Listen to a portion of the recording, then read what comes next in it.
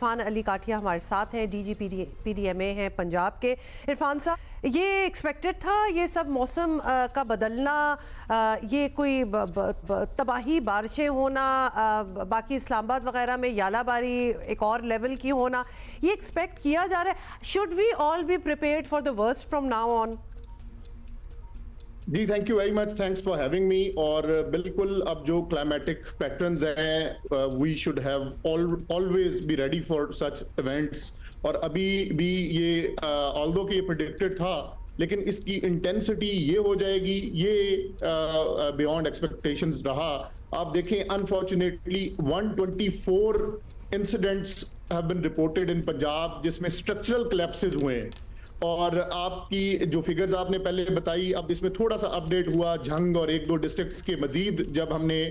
Losses को include किया, तो अब unfortunately 18 precious lives have been lost और 110 लोग पंजाब में जख्मी हुए। मैं सिर्फ गुजारिश ये करूंगा कि अभी जो आप देखें कि इस इंटेंसिटी, तो no doubt it was beyond our expectation and it was unprecedented, लेकिन जो स्ट्रक्चरल कोलैप्सेस के इंसिडेंट्स हैं और खास तौर पे ये जो नया फिनोमेना है सोलर प्लेट्स को नस्ब करने का छतों पे, कंस्पिक्युअस और ऊंची रेज्ड प्लेसेस पे, आप देखें कि पंजाब के 124 इंसिडेंट्स में से 80% में स्ट्रक्चरल कोलैप्सेस में सोलर प्लेट्स इन्वॉल्व है। तो मैं आपके तवज्जुह से ये भी रिक्वेस्ट करूंगा तमाम सार्फिन से, पब्लिक से भी, कि जरूर इस टेक्नोलॉजी को हमें अपनाना चाहिए, लेकिन इसको इतना मजबूती से आप लगाएं कि खुदा ना खास्ता ये कीमती जानों के ज़िया का सबब ना बने। और यही आप हुआ कि सिवाय 3 डिस्ट्रिक्ट्स के जिसमें स्काई लाइटनिंग का हमें आसमानी बिजली से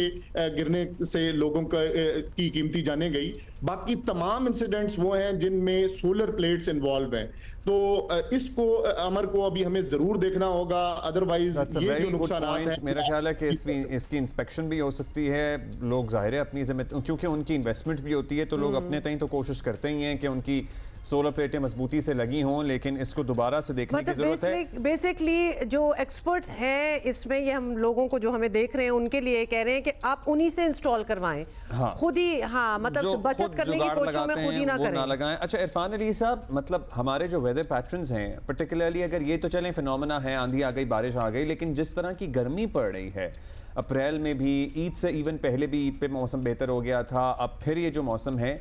दुनिया हमारे लिए परेशान है कि ये जो वेदर पैटर्न्स हैं, ये जिस हीट में, अगर आप वो जो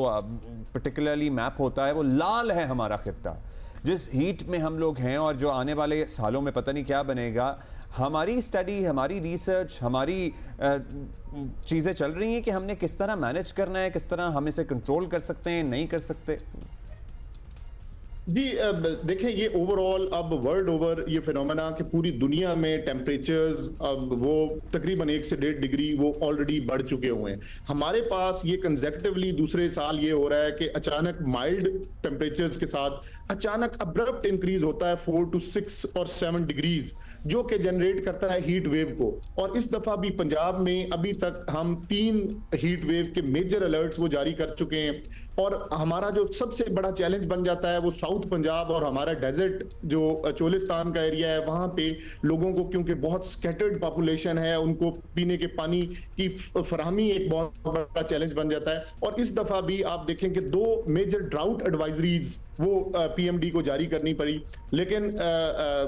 चीफ मिनिस्टर पंजाब की हदायत के ऊपर और गवर्नमेंट ऑफ पंजाब के पेश नज़र हमने तमाम ये जो जरूरी इकदाम हैं हीट वेव से बचने के लिए, आप देखें पंजाब के हर हॉस्पिटल में हीट स्ट्रोक से बचने के लिए काउंटर्स अवेलेबल हैं।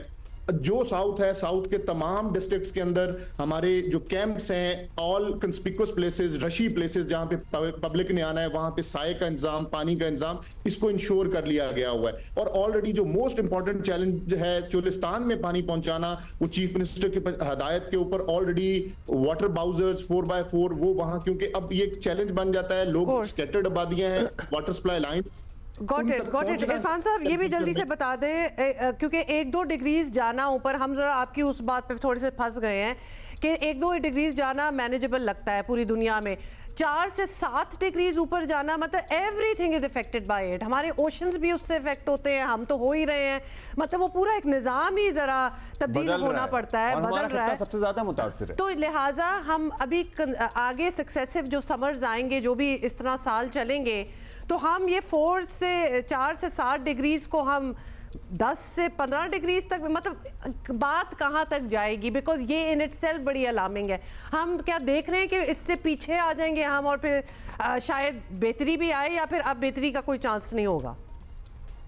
देखें, अभी शायद पीछे आने के लिए तो हमें बड़ी ड्रास्टिक मेजर्स लेनी पड़ेंगी, और वो सिर्फ हमें नहीं, पूरा इस रीजन को लेनी पड़ेंगी, जिसमें फॉरेस्टेशन है, जिसमें हमें ये रैपिड अर्बनाइजेशन और बाकी तमाम वो जो टेक्निक्स हैं जिनसे हम इस जो टेम्परेचर्स हैं इनको डाउन कर सकते हैं, इनकी तरफ जाना पड़ेगा। और फिर जाके हम कोई उम्मीद रखें कि लॉन्ग टर्म में जाके, अदरवाइज ये आगे, अभी मैंने जैसे गुजारिश की कि ये सिर्फ इस साल का फिनोमेना नहीं है, ये पिछले साल भी 24 में इसी तरीके का पैटर्न देखा गया कि अब्रप्ट इंक्रीज इन टेम्परेचर हुआ, और आगे आने वाले सालों में भी कोई ऐसी जो मेजर, क्योंकि कोई इंटरवेंशन होगी तो जाके फिर हम उम्मीद कर सकते हैं कि जाके टेम्परेचर्स कम होंगे और ज्यादा लिवेबिलिटी को आसान बनाया जा सकता है।